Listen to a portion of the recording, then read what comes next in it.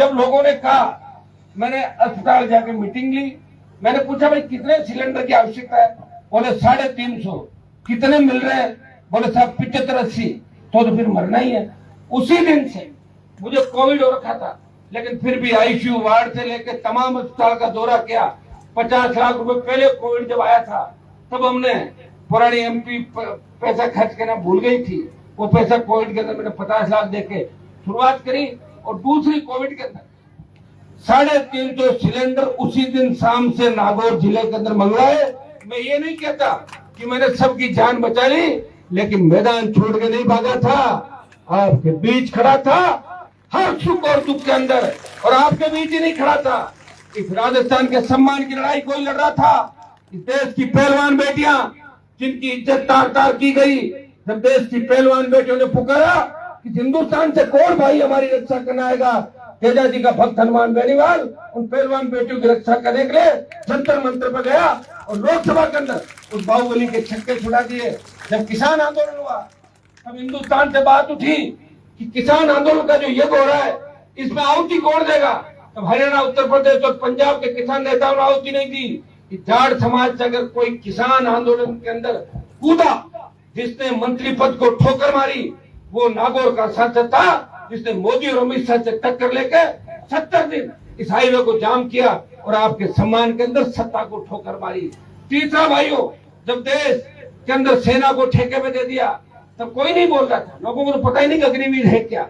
आधे लोग तो किसी को हाथ में दे दो, आप किसी नेता को कम पढ़ा लिखा उसको कह दो कि अग्निवीर क्या है, वो कहेगा अग्निवीर के बारे में मैं तो नहीं जानता। अग्निवीर जब योजना लागू हुई देश के अंदर, उसका विरोध अगर किसी ने किया तो तेजा जी के भक्त हनुमान बेनीवाल ने अग्निवीर का विरोध किया। जोधपुर में 2 लाख जवानों की रैली करके संदेश दिया हमारे दिल्ली की तरफ तैयारी कर लो।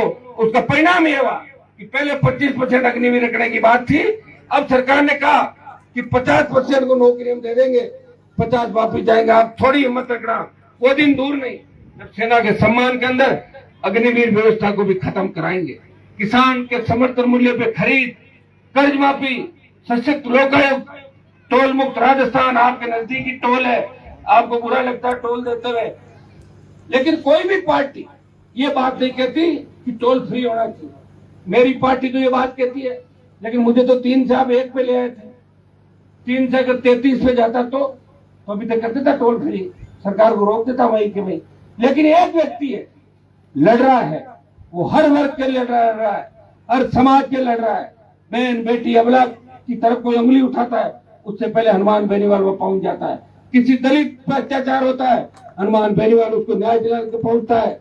गरीब को गणेश मान के मैंने सेवा करी, उसी का परिणाम है कि आप दोनों हाथों से मुझे आशीर्वाद दे रहे हो। और तेजाजी महाराज का जयकारा के साथ आदर्श राज के स्थापना की जो परिकल्पना हमने की, निश्चित रूप से हम दिशा की तरफ आगे बढ़ रहे हैं। आज दुर्भाग्य देखिए कि हम टूर्नामेंट करा रहे हैं, वर्ल्ड के अंदर भारत आबादी के हिसाब से सबसे बड़ा देश हो गया, लेकिन वो अपने मेडल कितने आते हैं, 1, 2 और 2-3 में ना राजीव कूदा मेडल ले लियो। छोटे छोटे देश जो पूरे नागौर जिले राजस्थान जीते होंगे 40, 50, 60, 70, 80, 100, क्योंकि उनको सुविधाएं मिलती। ये सुविधाएं क्या है, ये टूर्नामेंट करा रहे हो, ये तो गांव वाले और भामा शहर चंदा करके करवा रहे हो। काहे के टूर्नामेंट सरकार को देना चाहिए ना, पूरा बजट सरकार दे। ग्रामीण प्रतिभाओं के लिए सरकार पूरी व्यवस्था करे कि बच्चा खेल रहा है, उसकी पूरी पढ़ाई लिखाई, उसके रहने करने की आगे किस तरह बढ़े।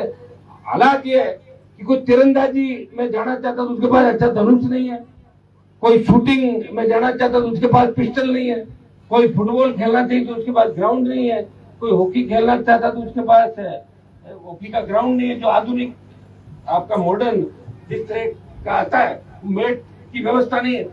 तो भाइयों, ये हिंदुस्तान की तस्वीर है, चंदा करो और जीवन जीमो, बस ये हिंदुस्तान की तस्वीर है। यहाँ भामा से आ जाएंगे, 2 पैसे दे देंगे, बच्चे खुश हो जाएंगे, ताली बजाएंगे, हमारा देश भारत जनगण मन करके निकल जाओ। इससे ज्यादा मुझे तो लड़ाई नजर आने नहीं कहीं पे, क्योंकि मैं तो लड़ाइयों के दौर से निकला हूँ। सरकार जब तक खुद नहीं है, हर चीज का प्राइवेट सेक्टर के अंदर सरकार जो भी चीज आती है उसको प्राइवेट कर दो, इस चीज को प्राइवेट कर दो, तो फिर सरकारी सेक्टर का क्या होगा मेरे भाइयों। जब मैं इस चीज की भी चिंता करनी है कि सरकारी हमारी स्कूल है वो आगे कैसे बढ़े। सरकार खुद ही चाह रही है कि सरकारी स्कूलों को फेल करो और प्राइवेट स्कूल वालों को मदद करो। तो मैंने लोकसभा के अंदर एक बात कही थी कि प्रत्येक एमपी का बच्चा बच्ची और कलेक्टर एसपी का बेटा बेटी अगर सरकारी स्कूल में पढ़े तो मास्टर भी लग जाएंगे, सारा काम भी होगा। ये मैंने मामला उठाया था। ये निश्चित रूप से एक संदेश देश के अंदर जाएगा। हमारे तंत्र की ये व्यवस्था है कि आज सरकारी स्कूल के अंदर रंग रोगन कराना हो तो 10,000 रुपए नहीं उनके पास, फर्नीचर के अभाव के अंदर सेंटर नहीं मिलते, कुछ भी नहीं हम लोगों के पास। बातें कर देंगे धन्ना सेठों का 16 लाख करोड़ का कर्जा माफ कर दिया दोनों सरकारों ने 15 साल के अंदर। तो किसान का कर्जा माफ भी कर दो, एक बार बूस्टर डोज दो किसान को, किसान अपना आप आगे खड़ा हो जाएगा। खैर आने वाला समय ये बताएगा। आप लोगों को निश्चित रूप से मजबूती के साथ, अच्छी सोच समझ के साथ एक रहते हुए आगे बढ़ना है। और एक संदेश फिर आपको यह दूंगा कि इस इलाके के अंदर 15-20 साल के अंदर आपस में बैठना सीख गए। पहले आपस में बैठते ही थे, जो सरपंच में आमने सामने लड़ते थे, अब आपस में बैठना भी सीख गए, एक दूसरे कार्यक्रमों में जाते हो। एक ही संदेश दूंगा कि छोटी सी बात को जिसका कोई अर्थ नहीं है उसको मुद्दा बना के लंबे समय तक उस बात पे अड़े हुए नहीं रहना चाहिए, खराब नहीं होना चाहिए। इस बात का विशेष रूप से ध्यान रखना है क्योंकि डेरू से पूरे इलाके में संदेश जाता है। और मेरा तो एक तरीके से ये गांव ही मान लो, हमेशा आपने आशीर्वाद रखा, हमेशा प्रयास किया। ये सड़क जिससे मैं आया हूँ, सड़क थोड़ी खराब बनी है, ये सही है, मैं बार बार इसकी जांच करा रहा हूँ। मुझे लग रहा है कि ठेकेदार कुएं में नहीं कूद जाए और लिख दे कि हनुमान जी की वजह से हमारा सड़क पुलिस मेरे पीछे दौड़ेगी, ऐसा लग रहा। मैंने ठेकेदार को टाइट करेगा, आप चिंता नहीं करें, इस सड़क को पूरी ठीक कराएंगे। आपके डेरू के अंदर 2 सड़कें मुझे और लिख के दिया आपने। वैसे तो डेरू खोड़वा ये तो डेरू की, बाकी डेरू लाला नहीं बढ़ गई, अंदर हो ही गई आपके। एक तो लिख के दिया है डेरू गांव में डेरू सिलगांव रोड से भाई साहब प्याऊ बाया से प्याऊ तक 4 किलोमीटर और टांकला से डेरू रोड में चौड़ाई को 1 किलोमीटर बाकी है। ये आपके दोनों करवा देंगे। थोड़ा सा चुनाव इससे मामला थोड़ा सा, ये जो पहले का पैसा आया हुआ इलाके के अंदर उसमें भी अभी कई जगह टेंडर हुए, कई जगह ठेकेदार भाग गए, किसी को पकड़ के ला रहे हैं, कोई भाग रहा है, कोई ले नहीं रहा है। सारे काम स्टार्ट कराए, समय लग गया। ये डेरू पंचायत के जितने भी डेरू गांव के काम है इनको मैं जल्दी आपके दोनों सड़कों को भी मैं करवा दूंगा, आप निश्चित रहे। मैं जो कहूंगा वो करूंगा, समय लग सकता है। स्कूल के अंदर 40 लाख रुपए, आपके 35-40 लाख रुपए डीएमएफटी से आए हुए हैं, लेकिन चूंकि आप लोग चाहते हो कि स्कूल नया बने, इस पैसे को खर्च नहीं कर रहे हो। मैं आज घोषणा कर रहा हूँ इस स्कूल को भेज के, अब तो दिल्ली से बनेगा, सारा पैसा दिल्ली का आएगा। और जो स्कूलों के मंत्री है वो भी मेरे अच्छे मित्र है, तो मैं कोशिश करूंगा कि हमारे 10-15-20 स्कूल जिले में, 5-7-10 स्कूल खीमसर के अंदर, जिसमें डेरू का स्कूल भी अच्छा मॉडर्न स्कूल हम जिसको कहते हैं, एकदम नई बिल्डिंग, जो नई बिल्डिंग जिले के अंदर और 3-4-5 जगह बनी है, ऐसी नई बिल्डिंग डेरू में बने। इसकी शुरुआत हम जल्दी करा देंगे।